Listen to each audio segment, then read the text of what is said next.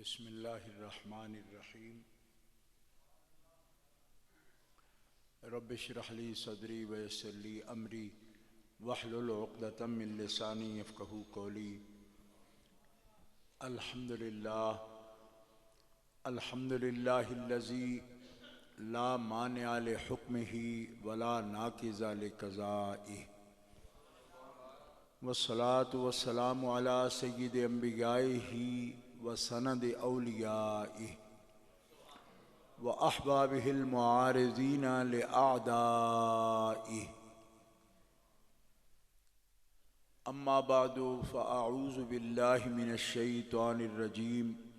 बिस्मिल्लाहिर्रहमानिर्रहीम। व क़ज़ा रब्बुका अल्ला तअबुदू इल्ला इय्याह व बिल वालिदैनि इहसाना।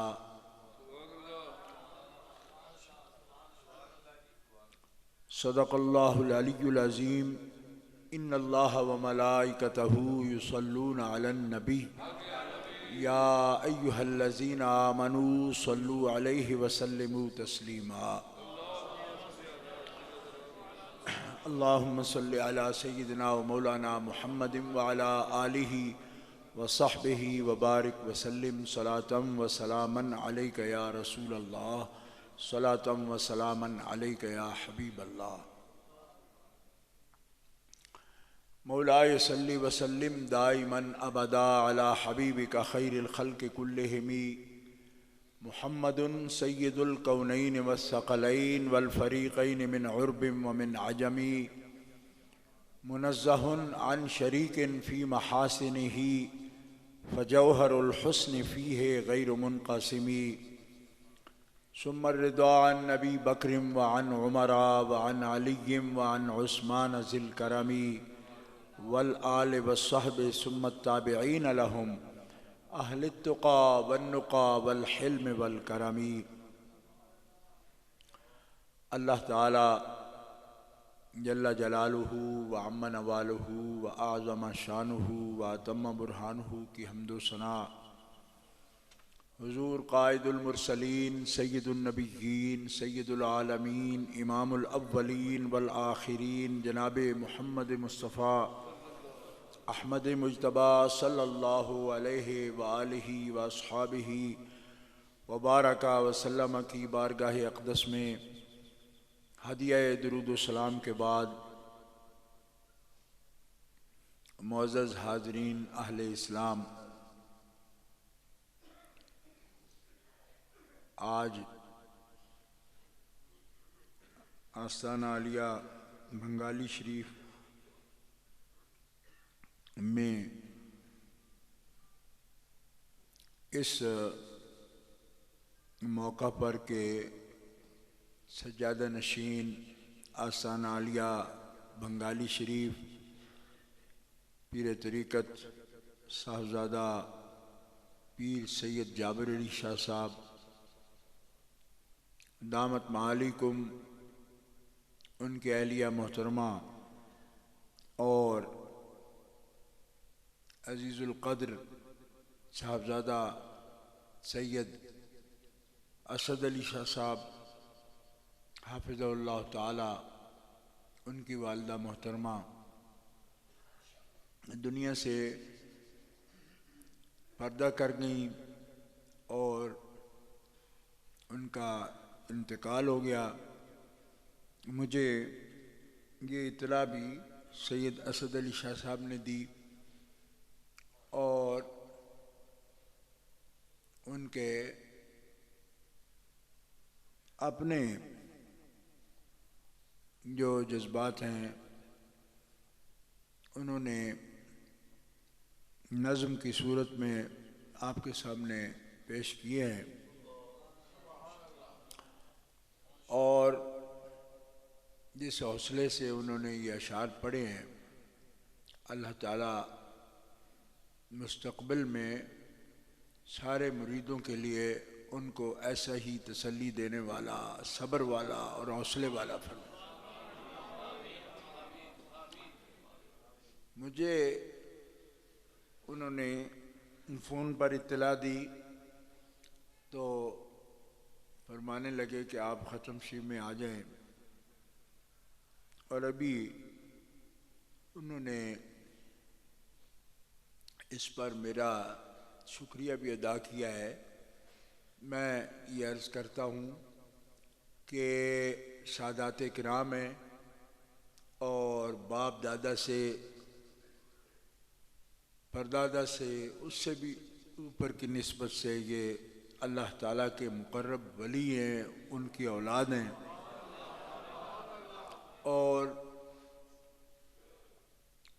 अरसे से बंगाली शरीफ और मेरे बुज़ुर्गों का, मिक्की शरीफ का भी ताल्लुक़ है।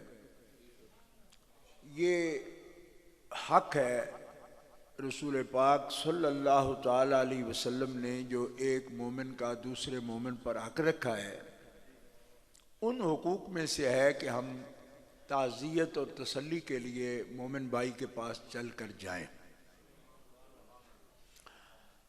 और इसका अजर व सवाब भी अल्लाह ताला जल्ल शानहू अपने ज़िम्मे करम पर रखा है।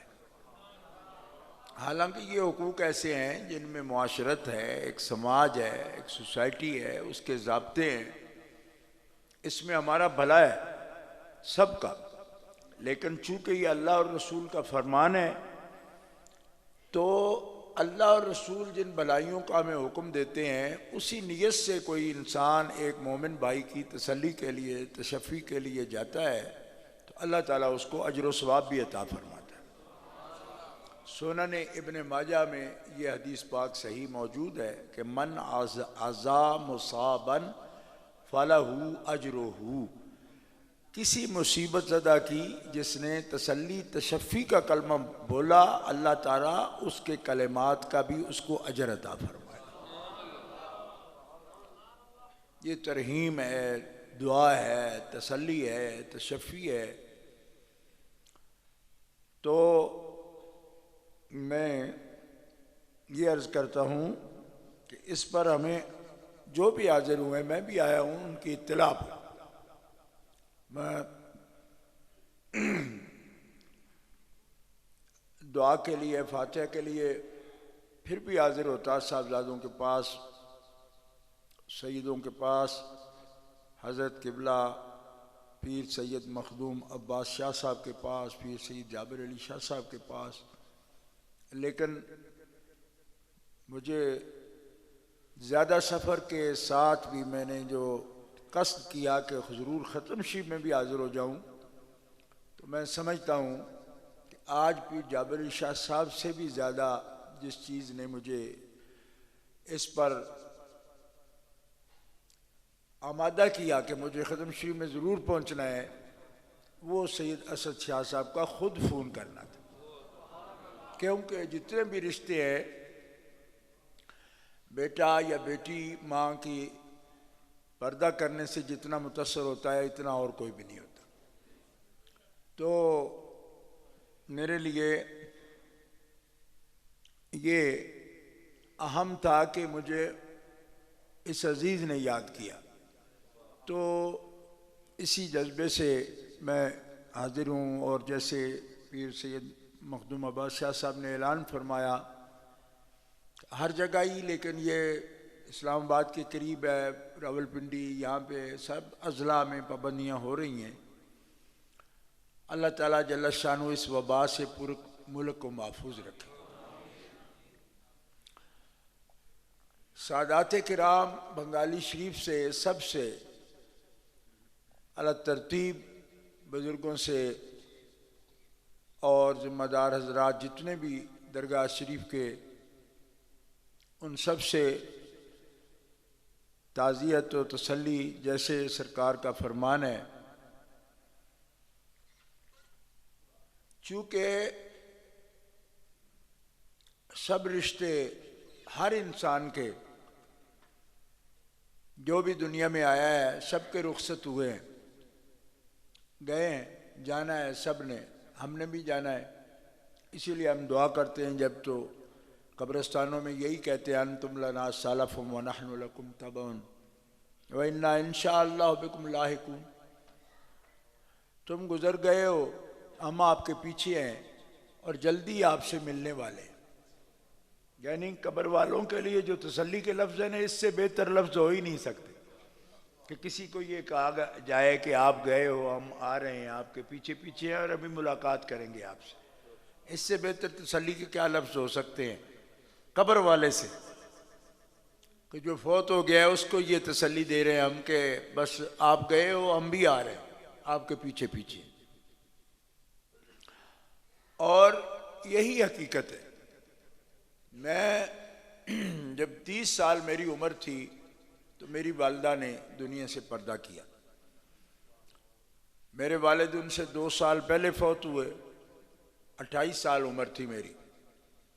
और यकीन करें कि अजीज़ुल क़द्र असद शाह साहब ने, जो असद अली शाह साहब ने पढ़ा, तो इंसान की फितरत है, उसको सब रिश्ते उसकी आंखों में आ जाते हैं जिस वक़्त कोई याद करता है।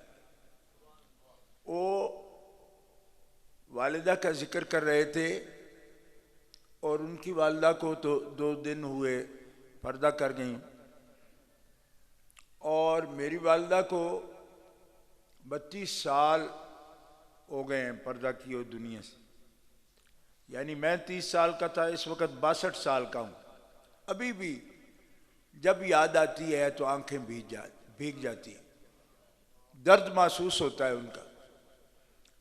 तो माँ का रिश्ता ही ऐसा है जिसको कोई लफ्ज़ बयान ही नहीं कर सकता। करीब तरीन इस रिश्ते को जिस शख्स ने बयान किया, जिस हस्ती ने, मौलाए कायनात है। आपने जब जिक्र किया तो बहुत मैंने ऐसा फसाहत के साथ किसी का बयान नहीं देखा जैसा हज़रत मौलाए कायनात ने बयान फरमाया। कोई बंदा औलाद का और माँ का ताल्लुक ऐसी फसाहत से बयान नहीं कर सकता, इतनी बारीकी में बयान नहीं कर सकता। और दर्द सब महसूस करते हैं, अंबिया भी महसूस करते हैं, रसूल इज़ाम भी महसूस करते हैं। नबी करीम अलैहिस्सलाम के अपने फर्जंदे गिरामी हज़रत इब्राहीम जब विसाल फरमाया तो अल्लाह के हबीब सल्लल्लाहु ताला अलैहि वसल्लम ताज़ा मट्टी पर तशरीफ़ फरमा थे। जो कब्र खोदी गई थी उसी की मट्टी पर आप तशरीफ़ फरमा थे। और ये हदीस पाक सही बुखारी शरीफ में भी है और किताबों में भी है कि नबी करीम अलैहिस्सलातु वस्सलाम के आंसू मुबारक आंखों से जारी हुए इतने कि दाढ़ी मुबारक तर होगी, सीना मुबारक पर भी महसूस किए गए। हत्ता कि हज़रत अब्दुर्रहमान और हज़रत तला फरमाते हैं कि नबी करीम अलैहिस्सलाम के आंसुओं से ताज़ा मट्टी भी बाज़ जगहों से तर हो गई। तो इन्हीं दो में से एक सहाबी ने अर्ज़ किया, या रसूलल्लाह आप रो रहे हैं? फरमाया हाँ रो रहा हूँ, मैं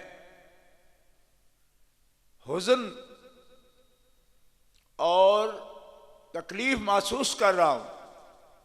और उस वक़्त जब अभी तदफीन नहीं हुई थी हज़रत इब्राहीम की, उनके चेहरे की तरफ देख कर हुजूर ने फरमाया, इब्राहीम तेरे फिराक में मैं रंजीदा हूँ, हम तेरी जुदाई में महजून हैं। ये लफ्ज़ हैं आपके, चेहरा मुबारक देख के।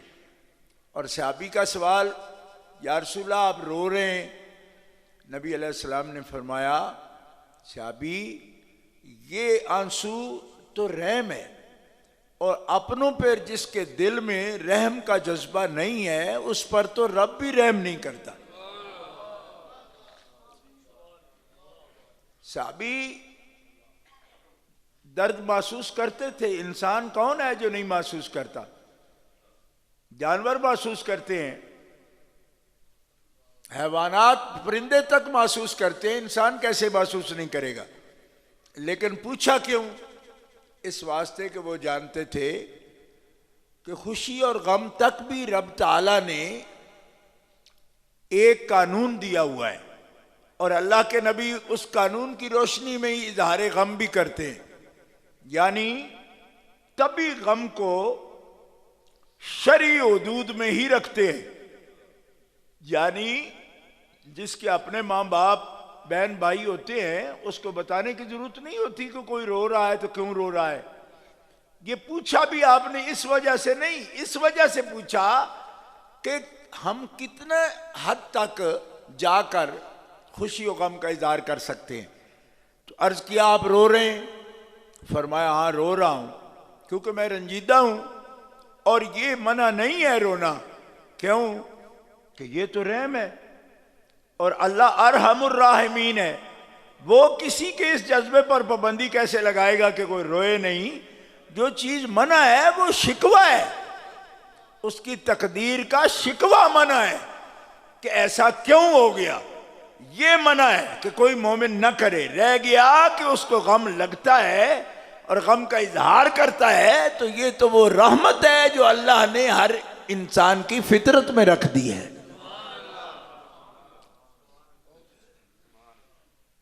इसलिए ये उसकी हुदूद है। और महसूस करना ये होता है। हमारे लोग रस्मी कलेमात कई कह देते हैं।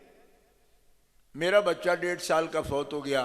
जो भी बंदा आए 2 साहबा में से, तो वो सलाम से भी पहले खड़ा खड़ा कह दे अल्लाह दी रजा। मुझे ऐसे लगे कि ये रस्मी कलमा बन गया, हर बंदा कह देता है। लेकिन तशफ़ी और तसल्ली के कलेमात कहना सुन्नत है, नबी करीम अलैहिस्सलाम की सुन्नत है। और ऐसी सुन्नत है कि अगर कोई अदा करता है तो अल्लाह ताला उसको अजर अता फरमाता है, उसको अजर अता फरमाता है तसल्ली के लफ्ज बोलने से। और रस्मी जुमले इसलिए कहता हूं कि हर बंदा एक ही जुमला अगर दोहराता है तो जिसके मुसीबत होती है ना, उसको महसूस होता है कि शायद ये कोई एक फार्म बन गया पूरा जिसमें लोगों ने यही लफ्ज कहना है। एक हमारी खाला थी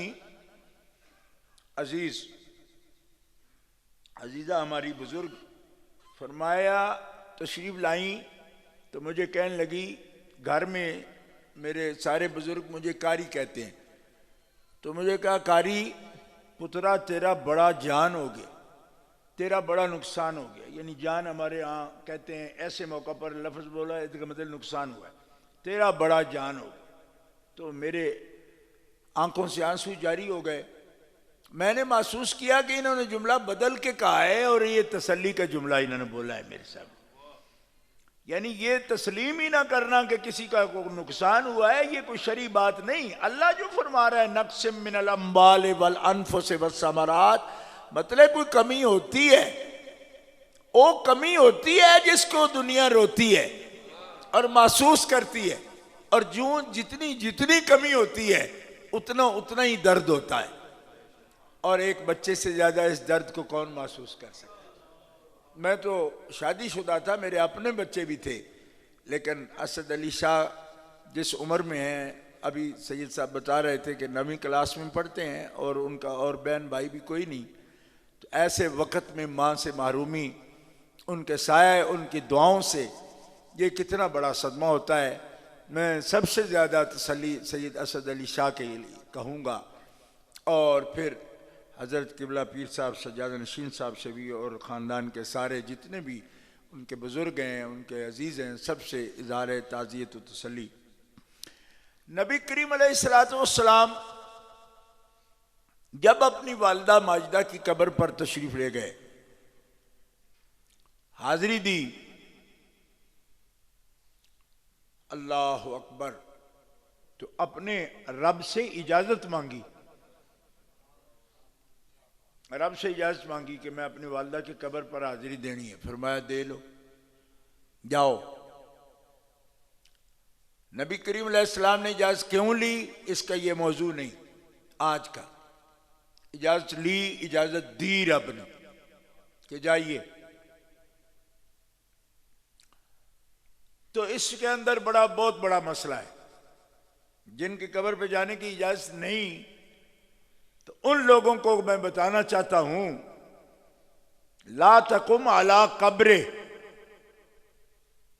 इस हुक्म के आने के बाद इजाजत दे जिसके लिए रब वो हाजिरी के काबिल होता है, तभी इजाजत होती है। ये बात। और फिर जो तशरीफ ले गए, इतना रोए। सहाबा किराम कहते हैं हमने आपको इससे ज्यादा सदमे में कभी नहीं देखा।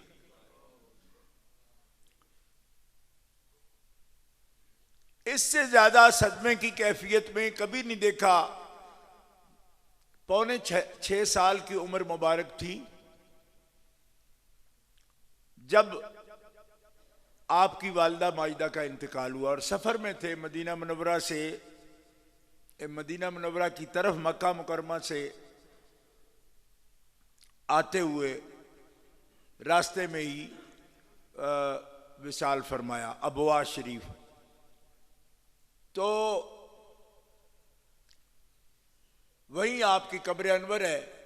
जिन मुसलमानों को तौफीक है ज़ियारत की और बच जाएं वो शुरतों से, तो हाज़िरी देते हैं, वरना शुरतें इतना पीछा करते हैं कि बंदा तंग पड़ जाता है। लेकिन उन लोगों का रवैया इंसानी नहीं है। मैं यही कहता हूं, ये मजहबी जंग अलग है, इंसानी रवैया भी नहीं कि किसी बच्चे को या किसी अजीज को उसकी माँ की कब्र पर जाने से रोका जाए, और रसूलुल्लाह की कब्र अनवर उनकी वालिदा की उसकी तरफ जाने से रोकना इंसानी रवैया के खिलाफ है।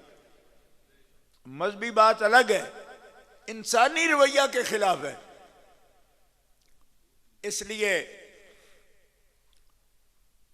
आप जब तशरीफ ले गए तो चेहरा मुबारक आंसुओं से तर हो गया, और साहबा कहते हैं हमने इतने सदमे में हुजूर को कभी नहीं देखा। क्यों कि पौने 6 साल की उम्र मुबारक में बहुत ज्यादा यादें ना भी हों, क्योंकि 3 साल तो इसमें से गुजर गए हजरत हलीमा सादिया के पास। तो आप अपनी वालिदा के पास कितना अरसा रहे जब थे? उम्र मुबारक पौने 6 साल थी, लेकिन उनकी मोहब्बत याद करते थे, और उस मोहब्बत की वजह से आप पर ये असरात थे। और फिर अपनी वालिदा की वो बात भी याद करते थे कि जिन्होंने पौने 6 साल की उम्र में रसूलुल्लाह सल्लल्लाहु अलैहि वसल्लम को आखिरी वक़्त में सरकार आपके सर अनवर के पास चेहरा मुबारक के सामने बैठे हुए थे, और उम्मे ऐमन जिनको बरका कहते हैं, सैयदा है हमारी सरकार की खादमा है, वो भी बैठे हुई थी। हजरत आमना की खादिमा थी, वो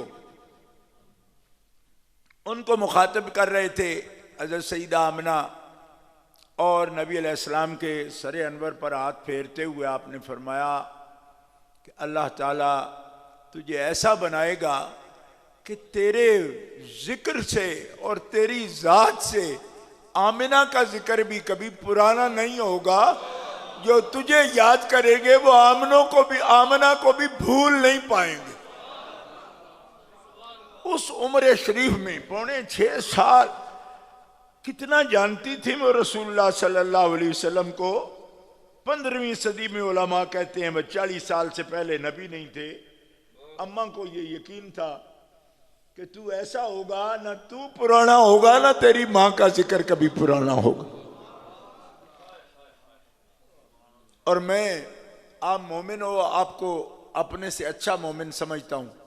मैं एक निकम्मा बंदा हूँ, लेकिन मैं समझता हूँ कि मुझे वादा शरीक की कसम है, मेरी माँ तो मेरी माँ है ना, लेकिन हुजूर की माँ की रहमत मुझे अपनी माँ से भी ज्यादा लगती है। और जब कभी याद आती है आपकी, मैंने नजदियों के पैरे में भी वल्लाहिल अज़ीम 3 दफा छुप छुपा के भी मैं कब्र अनवर पर हाजिर हुआ। और एक दफा तो ऐसा हाजिर हुआ कि रात का वक़्त था और वहाँ चूँकि लाइट है कोई नहीं, ऊपर लाइट नहीं थी, पहाड़ी है उसके ऊपर मस्जिद है। कोई सुन्नी भाई आशिक गया था, वो सब्ज रंग कर आया और इतना कर आया गीला कि जब मैं हाजिरी दी तो मेरे सारे कपड़े वो सब्ज रंग के साथ रंग गए। हाथ कब्र अनवर के करीब किया तो हाथ भी इसी तरह। और जब वापस लौटा मैं तो जो मस्तूरा वो मौकिफ है अड्डा जिस पर आकर बड़ी सड़क पर आते हैं, तो वहां शुरते खड़े थे और पूछे भाई किधर से आए हो? मैं कहा बस यूं ही आबादी में गए थे। आबादी कैसे आया, तेरे पास रंग कैसा है? तो मैंने फिर कहा वहीं से आया हूं जहां तुम देख रहे हो, क्योंकि जब रंग ही दिया है उन्होंने तो अब क्या बात करनी। कब्र अनवर के ऊपर ये रंग लगा तो पूरे कपड़ों को लग गया, क्योंकि मैं करीब से हाजिरी दे रहा था। तो मोमिनीन किराम, हम जिन तरीकों को खुश अखलाकी समझते हैं या ये समझते हैं कि इससे शायद हमारे ताल्लुकात लोगों से अच्छे रहते हैं, वो सुन्नत है हुजूर की। इस नियत से मत कीजिए कि सिर्फ ताल्लुकात अच्छे रहते हैं। हमें किसी ऐसी किताब से ताल्लुक अच्छे बनाने की, लोगों से पढ़ने की जरूरत नहीं। आजकल मैं कई घरों में जाता हूं, लोग मदूब करते हैं तो चला जाता हूं। बैठकों में मैं देखता हूं कि किसी ने डील कारनेगी की किताब पढ़ी होती है कि लोगों से कैसे मिला जाए, लोगों से ताल्लुक कैसे रखा जाए, खुश अखलाकी किसे कहते हैं। तो मुझे शर्म आती है ऐसी किताबें देखकर। क्यों? ओए, अच्छे अखलाक का कोई ऐसा तरीका भी है जो हमारे नबी पाक ने हमें ना बताया हो? हमें किसी और से पूछना पड़े भाई तू आके बता बा ताल्लुकात अच्छे कैसे होते हैं। इसलिए कि अगर कारनेगी से हम पूछ के कर भी लेंगे किसी से ताल्लुक अच्छे, तो अल्लाह तो अजर नहीं देगा ना। अल्लाह अजर तेरे अमल पर तभी देगा जब रसूल के बताए हुए तरीके पर रसूल को याद करते हुए तू मोमिन भाई से रिश्ता उस्तवार रखेगा तो रब अजर देगा तुम्हें। वैसे लिखा है कि हिकमत की बात कहीं से मिले ले लो, लेकिन जो अल हिकमा का मुअल्लिम है उसने कोई गुंजाइश छोड़ी है? ये तो तेरी घर की बात है। तेरे अपने मखदूम ने, तेरे आका ने जब कोई बात ऐसी रहने नहीं दी कि तू और दर पर जाए या किसी चश्मे जिससे जाके अपनी प्यास बुझाए, चश्मे उनके मुकाबले में आई कोई नहीं। वो तो दारुल हिकमा है, वो मदीनतुल इल्म है, वो साहिब खुल्के अजीम है। हमें कोई आदत भी अपनानी है, भाइयों को भाई बनाना है, रखना है दोस्ती और इखलास का ताल्लुक, तो हमें हुजूर से पूछना है।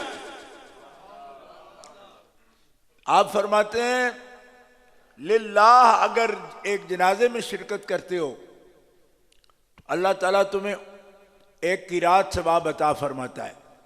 और एक की रात वो ना समझना जो एक पैमाना है हिजाज का। फरमाना एक जनाजे में हाजिर होकर अल्लाह तुम्हें जो अजर देता है वो एक की रात ओद पहाड़ के बराबर उसका वजन है, जो एक मोमिन को मोमिन की नमाज जनाजा पढ़ने पर अल्लाह ताला अता फरमाता है।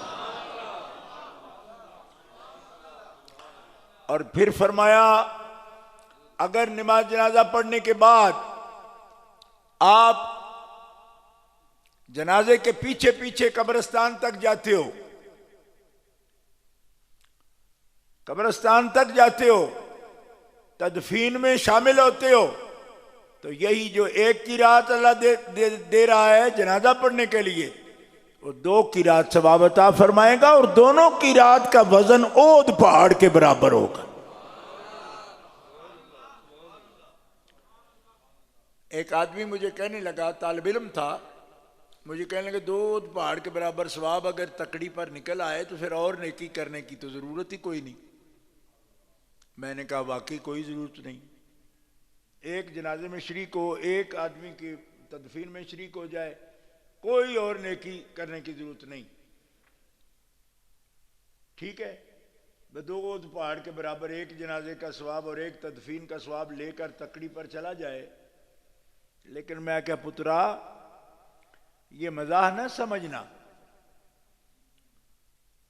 ये बात सही है, किसी नेकी की और जरूरत नहीं। लेकिन उसको कि जिसने कभी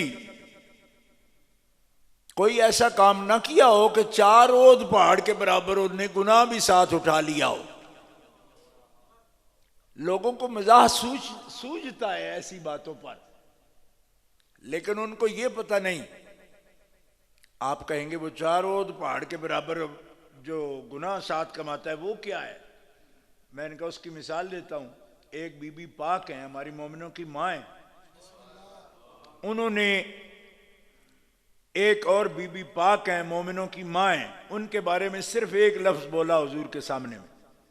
नबी अलैहिस्सलाम ने फरमाया तुमने जो लफ्ज बोला है ना, ये इतना तुर्श है, इतना तल्ख है कि इसकी तलखी अगर समुंदर में घोल दी जाए ना तो सारा समुंदर भी तल्ख हो जाएगा।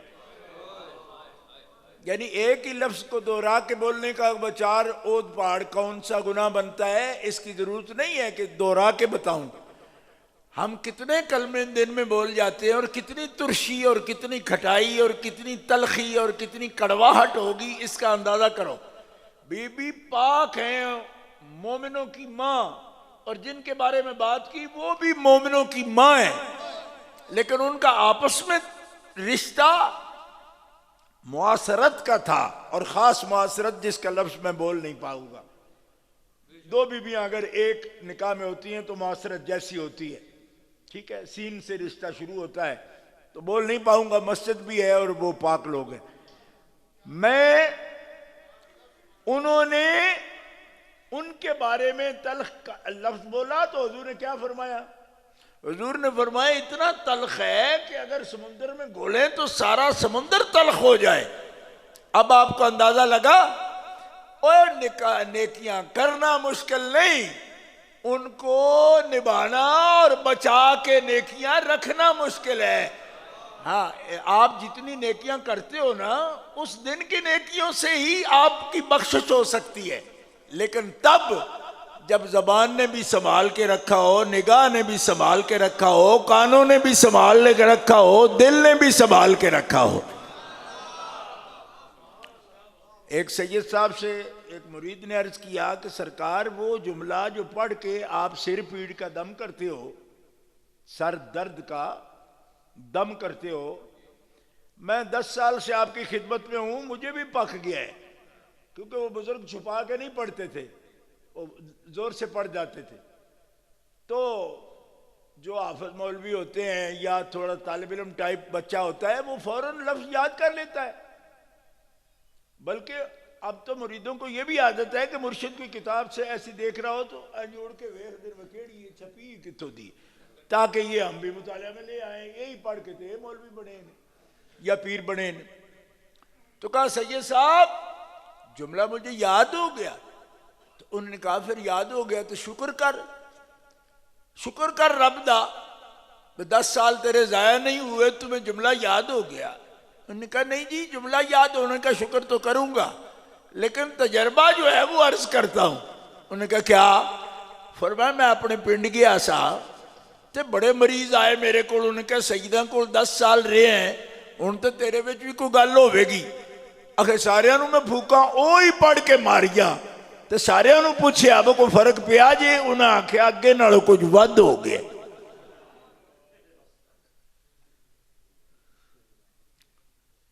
ये बाकायदा लिखी हुई बात है जो मैं अर्ज कर रहा हूं। उन्होंने कहा जी फिर? उन्होंने कहा जी बात यह है कि कलमे वही हैं, कलमे वही हैं, दम भी उसी तरह किया। अब मैं ज्यादा ताज्जुब में हूं कि अगर कलमे की बरकत है तो मुझे हासिल होनी चाहिए थी और अगले को शिफा होनी चाहिए थी। आपने फरमाया बेटा कलमे की ही बरकत है, लेकिन उसके लिए जो उसको संभाल के रखे। जब तूने दम किया उससे पहले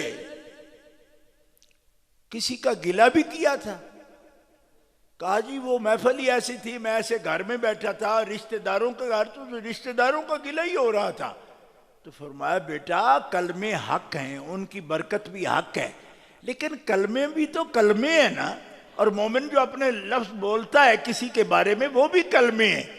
तो कलमे की बरकत को कलमे की नहुसत ही खत्म भी कर देती है।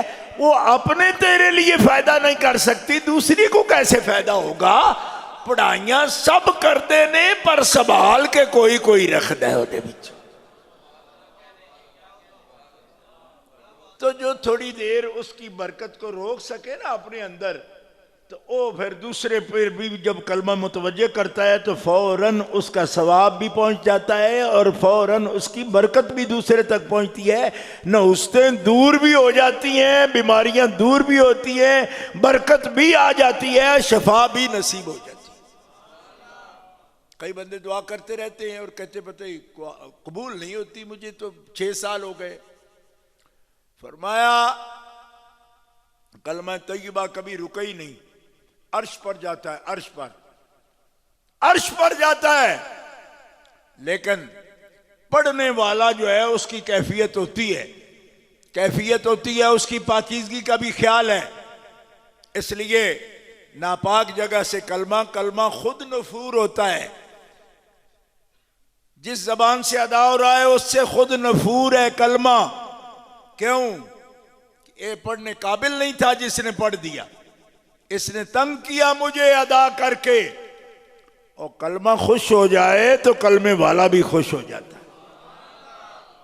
इसीलिए ये वुजू है, ये गुस्ल है, ये, और सूफिया कहते हैं कि वुजू और गुस्ल तो जाहिर का है, बातिन का ये है कि नीयत का वुजू हो, नीयत का वुजू हो, खैर खा बंदा हो, बदखा ना हो। बदखा बंदे के बरकतें खत्म हो जाती हैं, जो खैर खा है रब ताला उसकी बरकतों को ज्यादा फरमा देता है।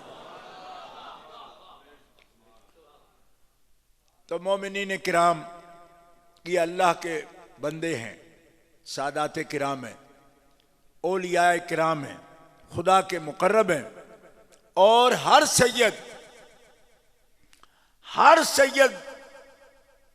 अल्लाह और अल्लाह के रसूल का मुकर्रब होता है।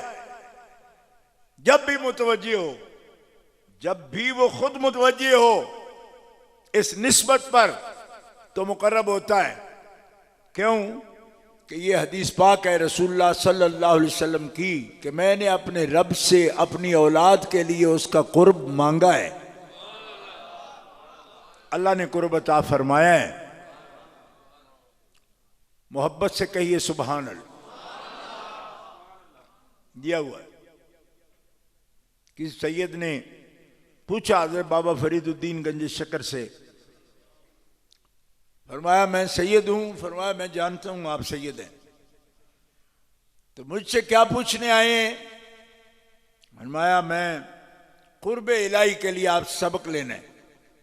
फरमाया एक मामूली सी पर्दा आपकी सियादत में और हुजूर की निस्बत में आया हुआ है, और वो पर्दा रब ने रखा है। क्यों? फरमाया मैं, अगर आप सैयद ना होते तो बगैर तायुन के पूछे मैं अर्ज कर देता आप सैयद हैं, लिहाजा नहीं कहूंगा, आप खुद फरमाइए। तो उनकी आंखों में आंसू आ गए। फरमाया हाँ। फरमाया बस उतार दीजिए। इधर से आप उतारेंगे, उधर हुजूर का हाथ मुबारक मुझे नजर आता है, आप बढ़ाओगे तो वो भी बढ़ाएंगे।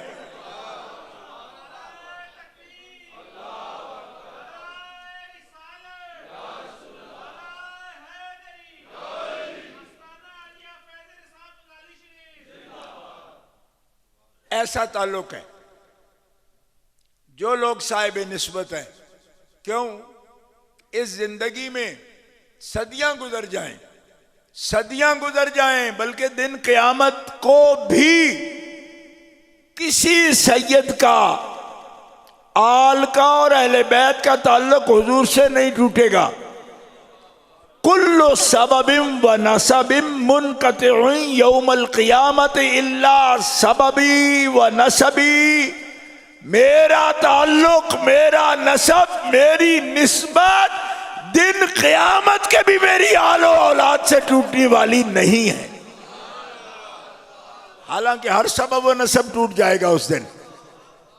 यौम यफिर्रुल मरउ मिन अखीहि व उम्मिही व अबीही व साहिबतिही व बनीही। हक, दोस्तियां टूट जाएंगी, दोस्त दोस्त से भाग जाएंगे।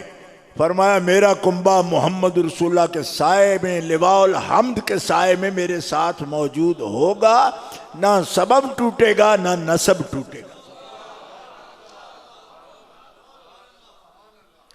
इसीलिए कसीर तादाद औलियाए किराम, बल्कि मुफ्ती हजरात, काजी उल कुज़ात, बड़े बड़े सादात के लिए मगफिरत की दुआ नहीं करते थे। नबी करीम अलैहिस्सलाम को रोका गया हज़रत आमना की मगफिरत की दुआ के लिए। एक भाभी मुझे कहने लगा जाने की इजाजत दी थी, मगफिरत की नहीं दी थी। मैंने कहा तूने हुजूर की मगफिरत कभी मांगी है?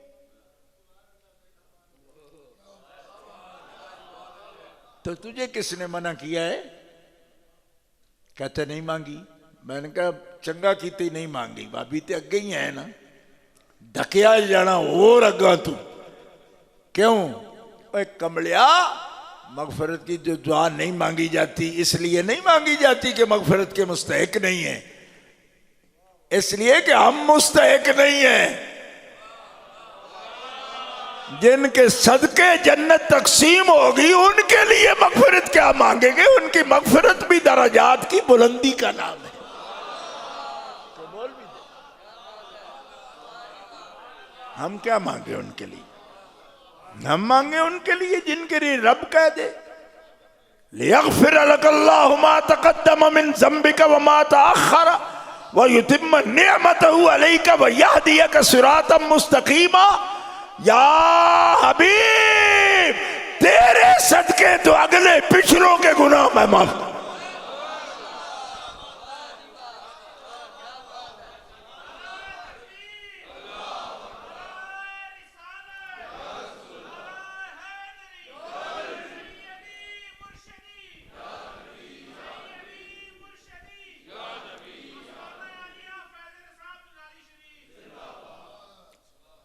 ऐसा ही है और ये बिल्कुल कुरान और सुन्नत का हुक्म है। मैं जो अर्ज कर रहा हूं, नबी करीम अलैहिस्सलातु वस्सलाम का इरशाद गिरामी है। मेरी बेटी फातिमा जब दुनिया में तशरीफ लाई तो मेरे रब ने मुझे फरमाया ये बेटी जो है इसका नाम फातिमा रखो। ये भी अल्लाह वालों, अल्लाह से मोहब्बत करने वालों, ये भी देखा करो, बेटी पैदा हुई तो रब ने नाम रखवाया। बेटी बुलूग को पहुंची तो हदीसे सही के लफ्ज है, रब ने मुझे हुक्म दिया कि इस बेटी का निकाह।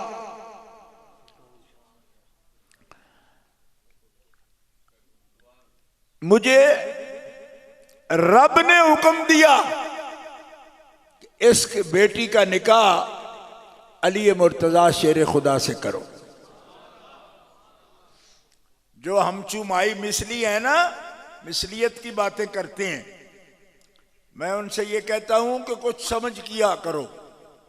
बेटियां हमारी हैं, बेटियों वाले हैं, पैदा होती हैं तो नाने से नाम रखवा लिया, मामे से रखवा लिया, बुजुर्ग से रखवा लिया, पीर उस्ताद से रखवा लिया, इतना ही करते हैं ना, हैं? तो हुजूर की बेटी हो तो नाम भी रब रखता है। उम्र बुलूग को पहुंचे तो उनका रिश्ता तय भी रब करता है। किससे करना है नाम वो बताता है। इसलिए हमें अपनी हैसियत में रहना चाहिए। पाकों को अपने ऊपर क्यास नहीं करना चाहिए। हमारे मामा नाना भी रख दे, पीर उस्ताद भी रख दे, हमारी सादत है। ओ कोई होए तो रखदा है ना, शाला किसी दे कोई होवे सही जो रख दे, लेकिन बुजुर्गों से नाम हम रखवाते हैं। बुजुर्ग रिश्ते में सरकार के भी मौजूद थे, लेकिन हुजूर का ताल्लुक रब से ये है कि बेटी हो तो नाम वो रखे, ठीक है, रब रखे। और बेटी बलूग को पहुंचे तो रिश्ता रब तय करे, दामाद का नाम भी तजवीज भी रब। हुजूर ने फरमाया, सही हदीस के लफ्ज है, मुझे रब ने हुक्म दिया है कि इस बेटी का निकाह अली से कर दो। अल्लाह अकबर। और उनके घर रिश्ता कोई और आए तो रब मना करे, अली को मना करो। फातिमा के होते दूसरी शादी जायज नहीं। तो हुजूर ने पूछा, बस सबके लिए जायज है, इसके लिए क्यों जायज नहीं? हुर्मत की वजह। फरमाया हुर्मत की वजह यह है कि फातिमा को गुस्सा आ जाए ना, वही मुआसरत वाला, मैं दूसरा लफ्ज नहीं बोलूंगा, वही मुआसरत वाला जो पहले भी मैंने बात की है, मुआसरत वाला, इसको गुस्सा आ गया ना इसको, तो जिस पर गुस्सा आएगा उसका ईमान नहीं रहेगा।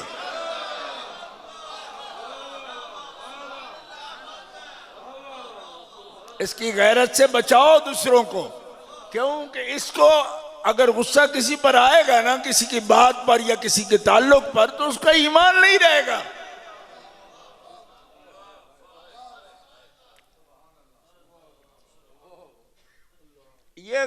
ये बात खास बात है जो मैं अर्ज कर रहा हूं आपके सामने, और ये अंबिया के लिए होता है, अंबिया के लिए होता है।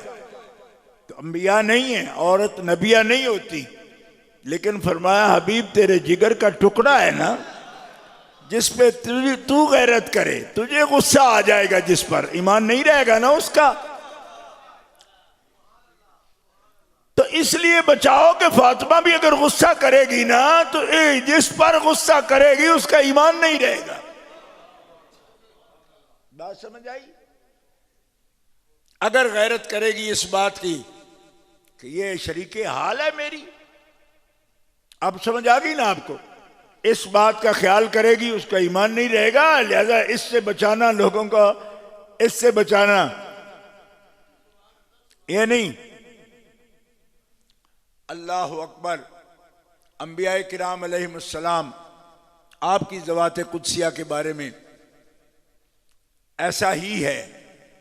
बहुत से ऐसे अवाल हैं जिससे अल्लाह ताला ने उम्मत को इसलिए बचाया कि अगर वो अंबिया किराम अलैहिमुस्सलाम के गुस्से का हदफ हो जाएं तो ईमान से मारूम हो जाते हैं।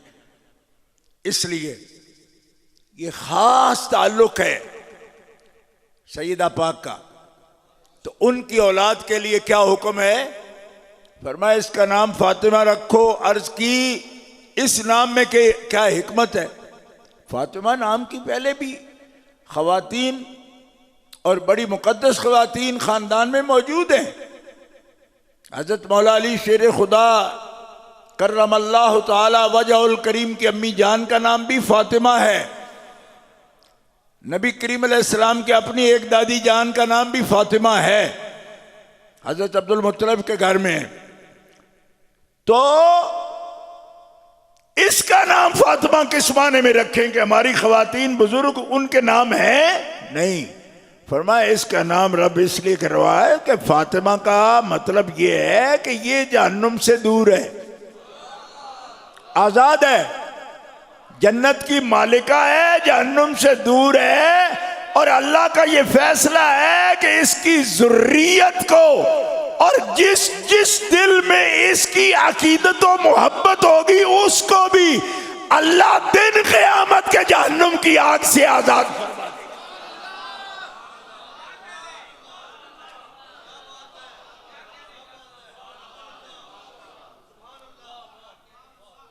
किताब किधर है? कहाँ है? तेन तो फदाई से नाल टूटने काबिल नहीं वो बंदा होता जरा इशारा भी ना समझे। क़िराअतुल अदब लिफ़ाज़िल नसब फ़ाज़िल बरेलवी रहमतुल्लाह इमाम अहमद रज़ा की किताब है जो मैंने छापी है। तो ये बच्चा बेचारा रंगरूट है, पहले दिन मेरे साथ आया है और पहला सबक ही भूल गया। तो इसके हाथ में पकड़ाई थी कि मैं दिखाऊं आपको। किताब मेरे पास है इस वक्त भी, मैंने तकसीम भी की, पहले 1100 की तादाद में तकसीम कर चुका हूँ, पूरी छाप के तकसीम की है, क्योंकि लोगों को ये हदीसें भूल रही हैं हुजूर की, तो याद दिलाने के लिए। तो आला हज़रत ने अपनी तखरीज, इसकी मुकम्मल तखरीज के साथ, कोई तकरीबन 10 किताबों की तखरीज इस पर मौजूद है, इसके साथ ये हदीस लिखी है फ़ाज़िल बरेलवी ने। अल्लाह ताला हमें इस मरज़ से बचाए कि हम हदीस रसूल भी लें तो किसी ख़ास मुहद्दिस से लेना चाहें, लेकिन ये फॉर्मेलिटी भी जिनकी हो हम पूरी करते हैं। ठीक है, गहराई तक जो लोग मेरे इस जुमले को समझे हों उनको समझ आ रही होगी। पहले ये गैर मुक़ल्लिदों ने शुरू किया कि हुजूर की हदीस भी तब लेंगे जब बुखारी लिखेंगे। अब ये मर्ज हमारे लोगों में भी शुरू हो गई कि फलां लिखे तब हम हदीस मानेंगे। अब हदीस रसूल होगी तो किसी की शर्त के साथ मानेंगे। लेकिन चलो आप लाडले हो, आपसे नहीं कह रहा, औरों को कह रहा हूं जिनको शर्त है, उनको कह रहा हूं कि लाडले हो तो फिर ले लो। फ़ाज़िल बरेलवी लिख रहे 10 किताबों की तखरीज के साथ कि रब ने हुक्म दिया फातिमा भी आतिशे दोज़ख से आजाद है, इसकी औलाद भी आजाद है, और इससे मोहब्बत करने अकीदत रखने वाले भी क़यामत के दिन दोज़ख से आजाद कर।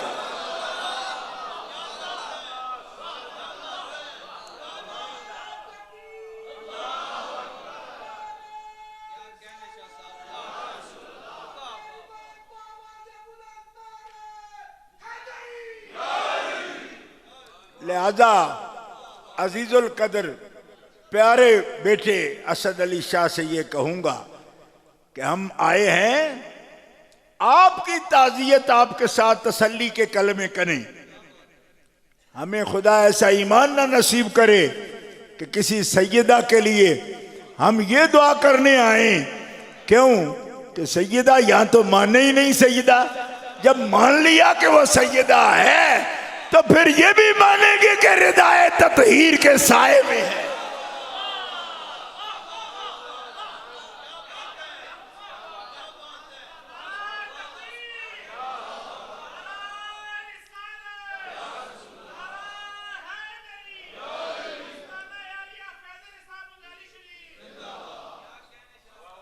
हम अल्हम्दुलिल्लाह ये ईमान रखते हैं कि जब हुजूर ने फरमा दिया अब और किसकी तसल्ली। और जिसको जन्नत कहते हैं वो भी तकीते नहीं ना, और इंज ताई मनने आना जो हुजूर ने फरमाया, और ते कमलिया जब हुजूर ने मनाया जन्नत मन गए ते हुजूर आखण में मेरी औलाद नू रब ने जहन्नम तो बरी कर छड़े है, फिर क्यों नहीं मानेंगे।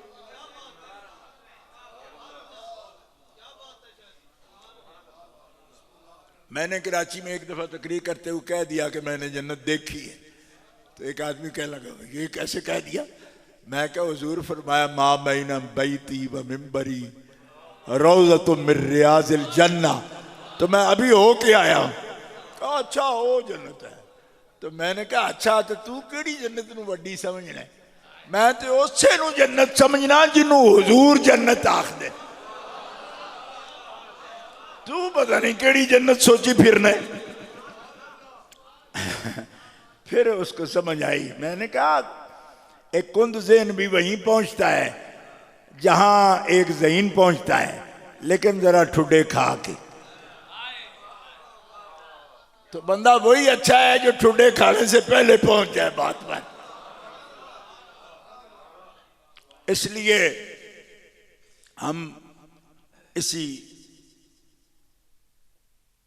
तसल्ली या ताज़ियत कह लें, यही है। ये ताज़ियत भी हदीस पाक का अज़ा से ही सरकार ने इसको बयान फरमाया। सुनन इब्न माजा की हदीस में आपके सामने पहले अर्ज़ कर चुका हूँ, और इस मज़मून के कई अहादीस मुबारका हैं, लेकिन गर्ज जो है वही थी जो अर्ज़ की है आने की।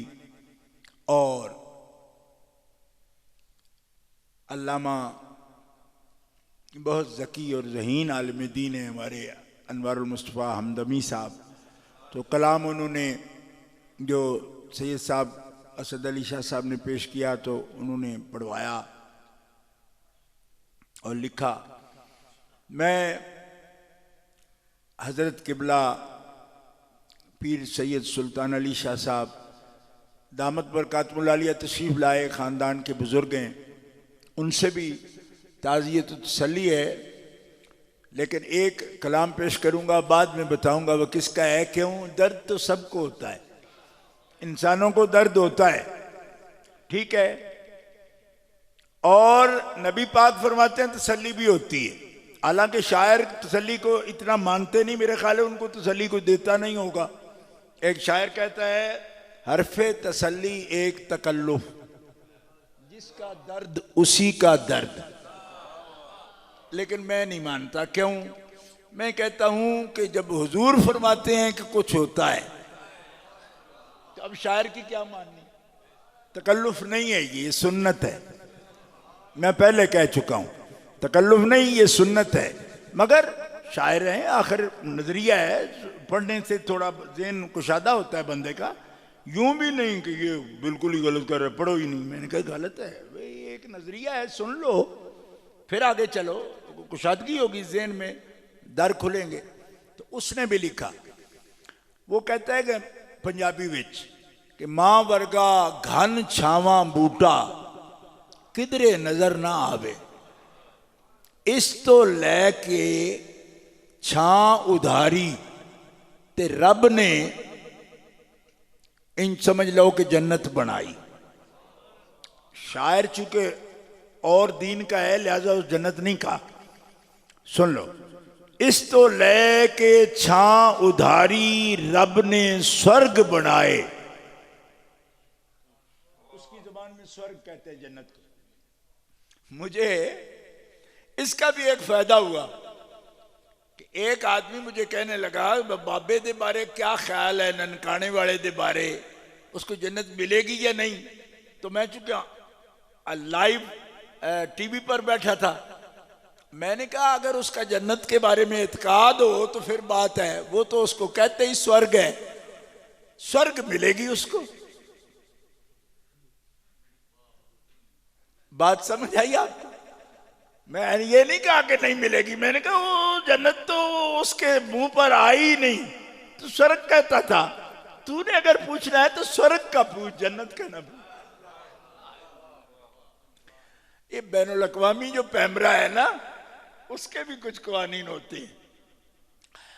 तो उसने भी कहा कि मां वर्गा घन छावां बूटा किधरे नजर ना आवे, इस तो लैके छां उधारी रब ने स्वर्ग बनाए। दुनिया दे कुल बूटे जड़ सुकियां मुरझावण, दुनिया दे कुल बूटे जड़ सुकियां मुरझांदे, ऐ पर फुल्लां दे मुरझाया ए बूटा सुक जावे। हर दरख्त जड़ सूखती है तो दरख्त सूखता है, लेकिन मां वो दरख्त है, वो बूटा है कि फुल नूं हवा तत्ती भी लगे ते मां मुरझा जाती। इसको सरदार बूटा सिंह कहते हैं जिसने ये शेर लिखा। लेकिन फितरत की बात है और फितरत का अपना अपना जाविया है, लोगों का वो अपने तौर से जैसे महसूस करते हैं बयान कर देते हैं। तो उन भी ये बात बहुत कीमती की, लेकिन मौला कायनात की जो बात है, मैंने कहा था कि आपसे ज़्यादा करीब आप फरमाते हैं। और आपने भी फरमाया ये क्या कि फरमाया कभी तुमने ये समझा कुरान से कि दूध का जिस्म से रिश्ता क्या होता है, कहां बनता है, कैसे बच्चे तक पहुंचता है। फरमाया जैसा जिस्म से रूह का ताल्लुक है, समझ आने से वरा है, इसी तरह लताफत है दूध की कि खून से। और जानवरों की मिसाल में तो फर्श का साथ जिक्र किया, इन्ना लकुम फिल अनआम लइब्रा नुस्कीकुम मिम्मा फी बुतूनिही मिन बैन फर्सिन व दमिन लबनन खालिसन साइगल लिश्शारिबीन। फरमाया जो तुम्हें दूध की लताफत समझ आ जाए ना तो फिर तुम बच्चे और मां का रिश्ता समझ सकते हो, और अगर ये ना समझ आए तो फिर समझे बगैर ही जो तुम एहसास रखते हो वही काफी है, क्योंकि एहसास वो भी लतीफ ही होता है जो मां के बारे में है बंदे के, लेकिन अकल से समझना चाहे। फरमाया इस मिसाल को समझ लो, और ये इतनी लतीफ है कि घंटों में बयान किया जाए तो आपका मफहूम जो है उसकी लज्जत ख़त्म नहीं हो सकती।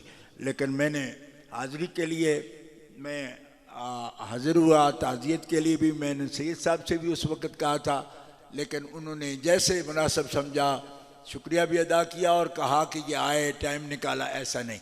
मैं गुजारिश करूँगा कि देखो मुझे भी रब को जान देनी है, आपने मेरी खिदमत की तकरीर समझ कर।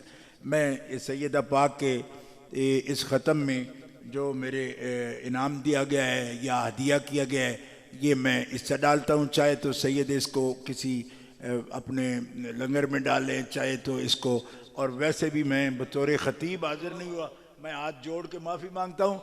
सैयद साहब ने मुझे जब ये कहा तब भी मैंने अर्ज़ किया था कि मेरा फ़र्ज़ है सैयद, फ़र्ज़ है, और पीर बड़े कहते बाखुदा मैं माजरत भी कर लेता, बीमार भी हूँ, उधर भी वो जानते हैं कि सफ़र का मूड नहीं होता, लेकिन एक बेटे ने जब माँ के बारे में लफ्ज़ बोला, वल्लाहिल अज़ीम यहाँ तक रस्ते में मैं सो के भी नहीं आया, मैं लाहौर से वुज़ू किया था, उसी वुज़ू से मैंने नमाज पढ़ी, कहीं खड़ा नहीं हुआ रास्ते में। तो ये बातें दिल की बातें रब जानता है, इसलिए अल्लाह ताला हमारी हाज़िरी कबूल फरमाए, हमारे लिए ये कफ़ारा सय्यात फरमाए। एक सैयदज़ादी है और उनके हम आए हैं दुआ के लिए, अल्लाह उनके सदक़े हमारी निजात फरमाए, अल्लाह उनके सदक़े हमारी बख्शिश फरमा दे, और हमारी हाज़िरी शहीदों की ताज़ीत तसल्ली में अल्लाह कबूल फरमाए, और मालिक हमेशा इनके दर का हमें अदब करने वाला रखे। ये बात एक मोमिन के लिए इससे बड़ी और कोई सादत नहीं हो सकती। अल्लाह ताला जल्ल शानुहु वाजिब से असद अली शाह साहब को पेश